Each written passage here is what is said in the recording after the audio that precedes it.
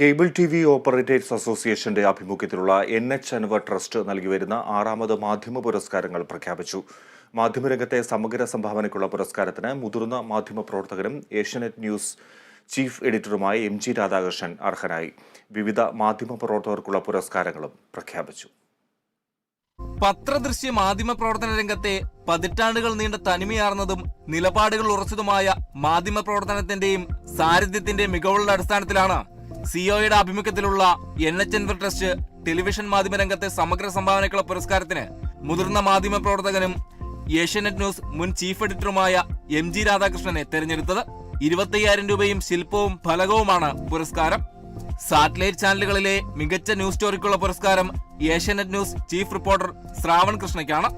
മനുഷ്യനും പ്രകൃതിയും തമ്മിൽ വർദ്ധിച്ചു വരുന്ന സംഘർഷങ്ങളുടെ പശ്ചാത്തലത്തിൽ തയ്യാറാക്കിയ മരിച്ച മണ്ണെന്ന പരമ്പരയാണ് ശ്രാവൺ കൃഷ്ണയെ പുരസ്കാരത്തിന് അർഹനാക്കിയത്. 10,000 രൂപയും ശില്പവും ഫലകവുമാണ് പുരസ്കാരം.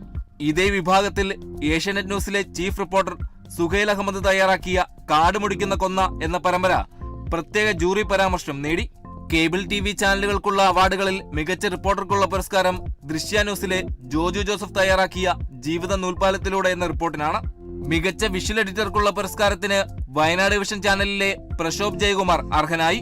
ഗന്ധകശാലയുടെ മണമുള്ള നാട്ടിലേക്ക് ഒരു യാത്ര എന്ന പ്രോഗ്രാമിന്റെ ചിത്ര സംയോജന മികവിനാണ് പുരസ്കാരം. മികച്ച ക്യാമറ പേഴ്സണുള്ള പുരസ്കാരത്തിന് ഷീലറ്റ് സിജോ അർഹനായി. വയനാട് വിഷനിൽ സംപ്രേഷണം ചെയ്ത കോഴിയംഗത്തിന്റെ ഉള്ളറകൾ എന്ന പ്രോഗ്രാമിലെ ഛായാഗ്രഹണ ചാരുതയ്ക്കാണ് പുരസ്കാരം.